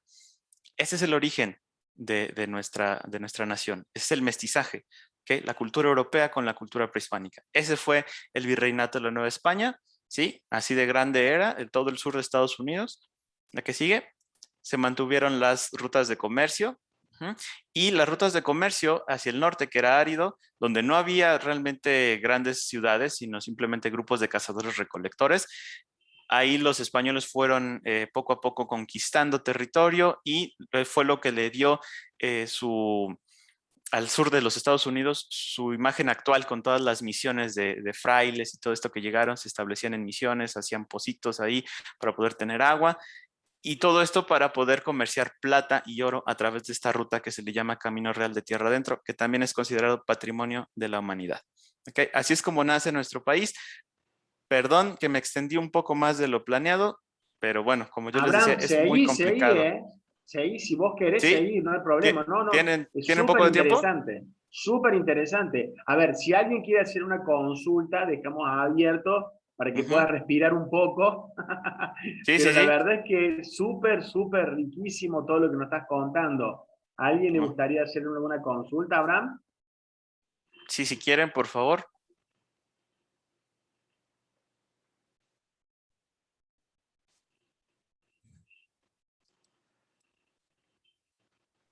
Bueno, si no seguí, Abraham. Ok, excelente. Bueno, entonces nada más quiero hablarles un poquito de lo actual y ya. Entonces, justamente eso es parte de lo que hoy es patrimonio de la humanidad, el Camino Real de Tierra Adentro. Se comerciaba y se utilizaban prácticamente las mismas rutas de comercio que se utilizaron en tiempos prehispánicos, ¿no? Obviamente poniendo misiones, como ya les comenté. La independencia de nuestro país es en 1821 y a partir de ahí podemos hablar de los pueblos indígenas en México en la actualidad, ¿ok? Actualmente tenemos 7 millones de personas que son de raíces indígenas, que se consideran indígenas 100%, ¿ok? 7 millones que justamente hablan alguna lengua indígena. Hay por lo menos 68 lenguas indígenas con 364 variantes. El más difundido es el náhuatl, la lengua de los aztecas o mexicas, ¿sí? Con 1.600.000 hablantes. Le siguen los hablantes de maya con 860.000 hablantes más o menos, ¿ok? Aquí sí, el náhuatl, bueno, tiene sus variantes, tiene algunas, pero el náhuatl, el maya tiene como 30 variantes de maya. Entonces, de esos 860,000 hablantes, están divididos en esas 30 variantes que hay aproximadamente de la lengua maya. El más difundido es el maya yucateco, el de la península de Yucatán, ¿vale? Y bueno, actualmente tenemos a los pueblos, por ejemplo, los rarámuris, que están en el estado de Chihuahua, en la sierra de Chihuahua. Su nombre en su lengua, rarámuri, quiere decir de pies descalzos. Son muy buenos para correr maratones. Han destacado mucho en los maratones que se corren actualmente en diferentes partes del mundo. Ellos son muy buenos para eso. Quiere decir pies ligeros, su nombre original. Okay. Ella es, ¿cómo se llama? Lorena Ramírez. Ella es Lorena Ramírez, una gran corredora, muy destacada internacionalmente de maratones, justamente. Están los Huiraricas, que están en la región del Nayar, ¿ok? Casi en el occidente de México. Su principal amenaza son las mineras canadienses. Su principal amenaza y su principal reto. Ellos son un pueblo que preserva una gran zona de biosfera aquí en el centro, occidente centro de México, ¿ok? Esa es parte de la artesanía que ellos hacen. Tenemos un micrófono abierto, no sé quién. Ok, es parte de la artesanía que ellos hacen y justamente esta artesanía tiene que ver con su cosmovisión del mundo. El venado azul para ellos es como el protector de toda esta región en donde ellos viven y les digo, su principal amenaza son las mineras canadienses que como que no les interesa mucho preservar el ecosistema y muchísimo menos las ideas de estos pueblos, ¿ok? Fíjense cómo se visten distintos entre sí, o sea, es difícil, es fácil y es difícil identificar a los diferentes pueblos. Difícil en el sentido de que, por ejemplo, me cuesta trabajo, siendo mexicano, me cuesta trabajo identificar a cada uno de ellos, pero ellos entre sí se distinguen a la primera nada más por su ropa, ¿ok? Ellas son mujeres mayas, que sigue, por favor. Ellos son pueblos otomíes. Las fiestas religiosas tienen muchísimo que ver con las costumbres prehispánicas. Las danzas que se hacen ahora a los santos, ¿sí? Pues tienen muchísimos pasos originales desarrollados desde la antigüedad, desde el preclásico. Los Tenec, por ejemplo, miren su ropa. Todo lo que ustedes ven es principalmente bordado y brocado. El bordado, bueno, el brocado, la diferencia es que como que no se ve la diferencia más obvia, ¿no? Es que no se ve en la parte de atrás, los hilos no se notan, ¿ok? Hay bordado y hay brocado, son muy coloridos y todas las prendas son únicas. Pasa de madre a hija la enseñanza de cómo se confeccionan estas prendas y todo tiene que ver con una historia personal de quien la haga, ¿sí? Una historia personal y familiar. No se producen en masa, no se producen para las masas, no es como Christian Dior, Prada, Carolina Herrera, no tiene nada que ver y es muchísimo más alta costura porque justamente todo se hace a mano, todo es artesanal, todo es único, no se puede repetir esta pieza. ¿Ok? Están los zapotecas en la región del Istmo de Tehuantepec, herederos de las personas que fundaron Monte Albán, y los nahuas, que al final los aztecas fueron pueblos nahuas. ¿Ok? Y para terminar ahora sí, estas son las familias lingüísticas de México. Les digo, tenemos 68 lenguas indígenas y ese es el mapa de las familias, no de cada lengua, de las familias lingüísticas. ¿Ok? Para terminar, también se destacaron en poesía. Obviamente, si construyeron grandes ciudades como las que ya vimos, tuvieron que haberse destacado en casi todo. Su medicina era la más avanzada, era más avanzada que la europea. Hernán Cortés, el conquistador de México, hablaba en sus memorias de cómo había sufrido una ruptura de brazo en España y cómo había quedado un poco mal, justamente porque el médico no lo arregló muy bien, y cómo aquí había sufrido pues percances en la guerra y cómo gracias a la medicina indígena parecía que no le había pasado nada. ¿Okay? Les había yo hablado de la trepanación, ¿vale? Entonces, justamente este rey que aparece era un rey Aculwa, que aparece justamente en el billete de 100 pesos, se le llamaba Nezahualcóyotl, y hace este poema. Si pueden regresar a la diapositiva anterior, dice: amo el canto del cenzontle, pájaro de 400 voces, amo el color del jade y el enervante perfume de las flores, pero amo más a mi hermano el hombre. Cuando dice pájaro de 400 voces, 400 quiere decir muchos, miles, muchísimos. pero en lengua náhuatl.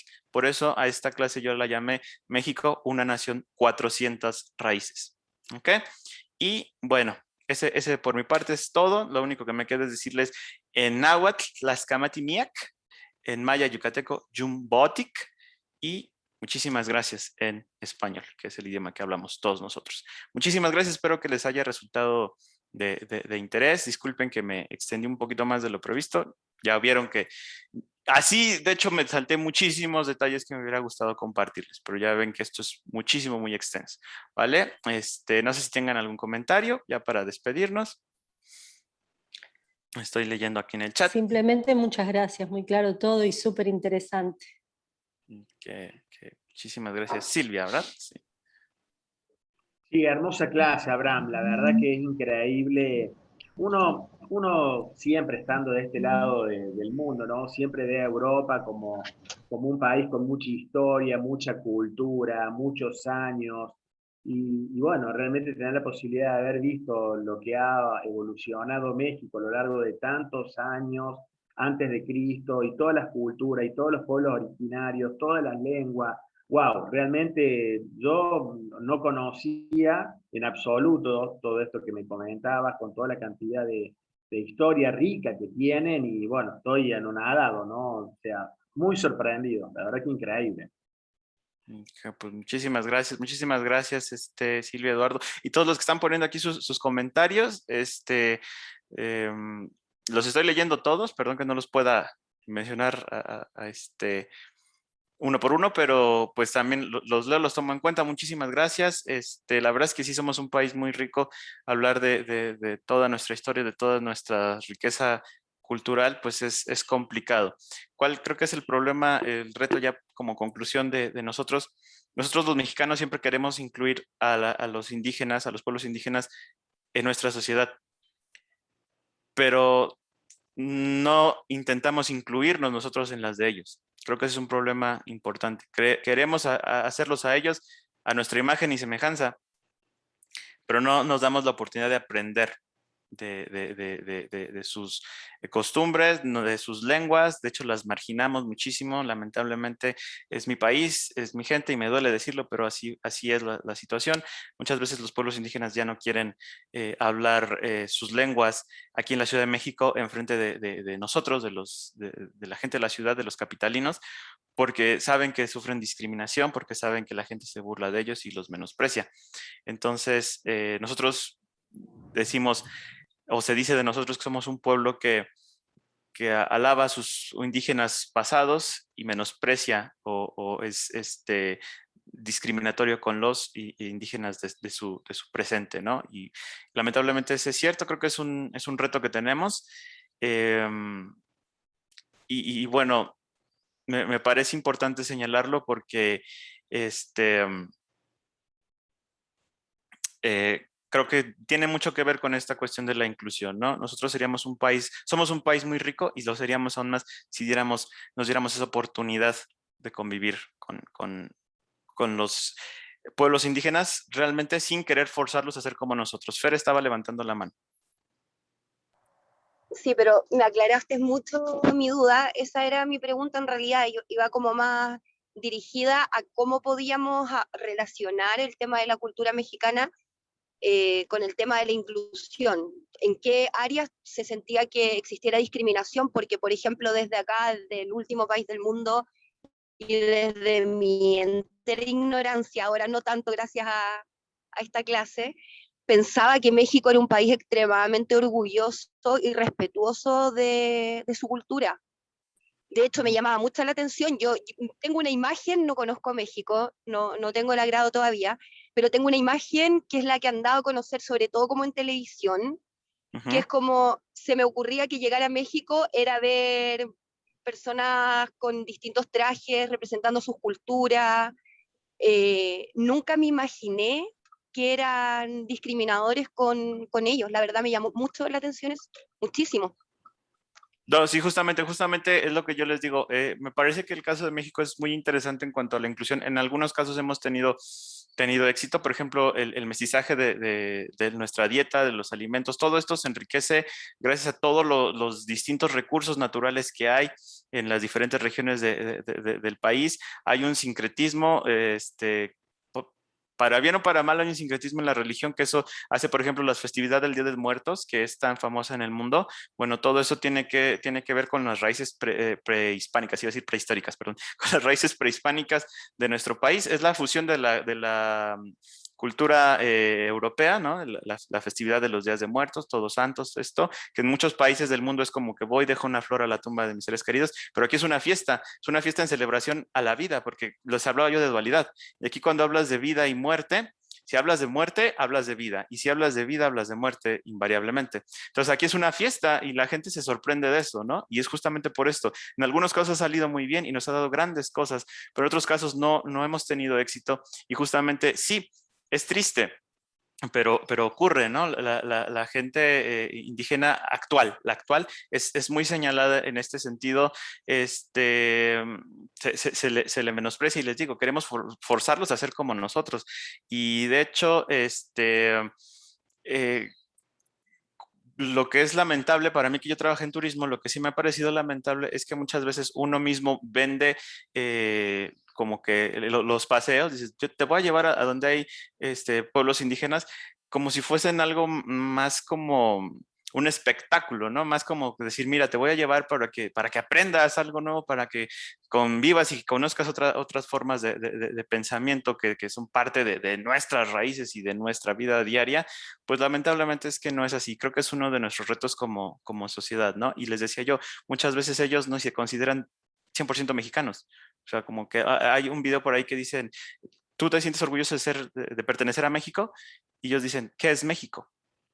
¿No? ¿Y qué es México? Porque para ellos su pueblo es una entidad con su propio gobierno. Eso sí, la Constitución de México les ha garantizado ciertos derechos, que pueden tener su forma de gobierno de acuerdo a sus costumbres, a su cosmovisión, cosmogonía y todo esto, pero hemos fallado en ser parte de ellos y en ellos ser parte de nosotros. Creo que ese es un reto y por eso creo que México es muy bueno en este sentido para hablar de la inclusión. No sé si tengas, Fer, algún otro comentario.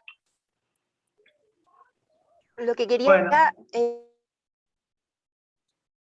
y me queda súper claro en realidad, pero por ejemplo, hace un par de semanas tuvimos una clase del pueblo mapuche. No sé si conoces más o menos los mapuches acá en Chile, qué sé yo, una cultura preciosa, pero muy discriminada también en nuestro país, lamentablemente y vergonzosamente. Y a ellos en esa clase se nos nombró mucho que los mapuches son discriminados porque se asocian como al terrorismo, a quemar incendios, como si fueran prácticamente, no sé, pero se asocia como a eso. No, en México Acá hay harto lamentablemente... conflicto mapuche también, y se nos olvida todo lo bueno que nos enseñan ellos. Aquí lamentablemente en México en Y parte no sé qué pasa en México que... Sí, perdón, Fer, perdón. Sí, perdón, que tengo balas. No, Entonces discúlpame. mi pregunta iba como dirigida a eso, ¿por qué se les discrimina tan así, o no se les incluye, como dices tú, en la cultura como deberían? No se les da el respeto a esa cultura como debiese ser, o pasa como acá en Chile, que son sindicados claramente. No, en el caso de México tiene que ver más con las cuestiones del origen. Justamente los pueblos fueron forzados, pueblos enemigos fueron forzados a convivir juntos bajo de la corona española. Entonces, ellos fueron forzados y... bueno, los españoles se mezclan con la gente indígena, de ahí surge nuestro mestizaje, y el mestizo se considera a sí mismo como algo muy diferente del indígena, y los mismos pueblos indígenas se consideraban diferentes entre sí. Las enemistades entre ellos, de alguna forma las heredamos nosotros. Hay un libro, si lo quieren leer, se llama El laberinto de la soledad, de Octavio Paz, un escritor mexicano. Y él habla justamente de todo esto y dice que el mexicano está solo en el mundo y que está solo en el mundo no porque seamos un pueblo aparte, sino porque nosotros, nuestro peor enemigo es otro mexicano. Y eso es cierto. Hay muchísima desconfianza, muchísima como mala voluntad entre mexicanos. Somos buenísima onda con los extranjeros, pero entre mexicanos como que somos muy de no dejarnos salir adelante, de no apoyarnos, de estar tratando de jalarnos hacia atrás. Y esto es un rasgo cultural que como explica Octavio Paz, como que tiene sus raíces justamente en la conquista, en el mestizaje, en ser diferente. Y otra cosa es que por alguna razón, el mexicano, yo creo que justamente por la cuestión de la conquista, el mexicano siempre cree que lo europeo es superior. Nos enseñan desde pequeñitos a hacer como que pensar que Europa es como superior, que es como el culmen de la sociedad. Y poco se nos enseña de las culturas prehispánicas. De hecho, si yo sé todo esto en parte es por mi trabajo, porque la mayoría de mis amigos conocerán quiénes fueron los mayas, conocerán quiénes fueron los aztecas, pero su aportación y su impacto en la historia universal, incluso como mexicanos la desconocen, ¿no? Nosotros no tenemos ese conocimiento personal. Sí decimos, estamos muy orgullosos de ser mexicanos y nuestra cultura y nuestras, ciudades prehispánicas y los españoles nos destruyeron, porque eso es lo que decimos, ¿no? Los españoles nos destruyeron. Propiamente no somos españoles, propiamente no somos indígenas, la mayoría de los mexicanos. Somos justamente el resultado de esa combinación. Pero tiene mucho que ver. Siempre el español era, no, el indígena es ignorante. De hecho, para justificar los españoles no querían dejar. Los españoles nacidos en la península ibérica no querían dejar que los hijos de españoles, 100% de españoles nacidos aquí, ocuparan cargos de gobierno. Para no dejarlos ocupar cargos de gobierno, decían que el clima de aquí los hacía tontos. Así tal cual lo decían. El clima de América hace tonto a la gente, entonces ellos no están capacitados para gobernar. Todo esto se fue metiendo, fue permeando hasta nuestros días. Entonces, es en parte una cuestión 100% de discriminación, dejando atrás el estigma de que si son de alguna afiliación o de alguna ideología en particular. No, lamentablemente es así de crudo como se los estoy manejando. Bueno, Abraham, la verdad que increíble. De nuevo, te agradecemos muchísimo a la Academia Latinoamericana de Inclusión por esta clase magistral que has preparado para nosotros. Y por supuesto, toda aquella persona que vaya ahí a Ciudad de México, que te contacte, porque como guía turístico, nosotros con un grupo de amigos acá en Argentina tuvimos la posibilidad de conocerte y bueno, es increíble todo lo que sabes y lo que nos ayudaste. Y ahora, bueno, esta clase para la academia es un sueño también poder tenerte porque es riquísimo toda la cultura que sabes y felicitaciones por todo lo que hace Abraham. Pues muchísimas gracias, Eduardo. Muchísimas gracias por la oportunidad. Gracias a todos por su atención, por el tiempo. Espero haberlos dejado con un buen sabor de boca sobre todo esto, incluso a pesar de haberles comentado datos que no son ya tan gratos como lo que les acabo de decir al final. Igual les estoy leyendo todos los comentarios que están dejando en el chat. Y bueno, pues muchísimas gracias a todos por haber participado. Me siento muy honrado de la invitación. Y pues bueno, nada, estoy aquí a la orden de todos ustedes. Muchísimas gracias. Bueno, Abraham, un cariño muy grande y nosotros, Dios mediante, estaremos regresando el próximo lunes en el horario tradicional que tenemos el programa de inclusión a las 19 horas Chile, 20 horas Argentina. Un cariño muy grande, alumnos. Abraham, será hasta entonces. Nos estamos viendo. Muchísimas gracias. Chao, chao. Bye.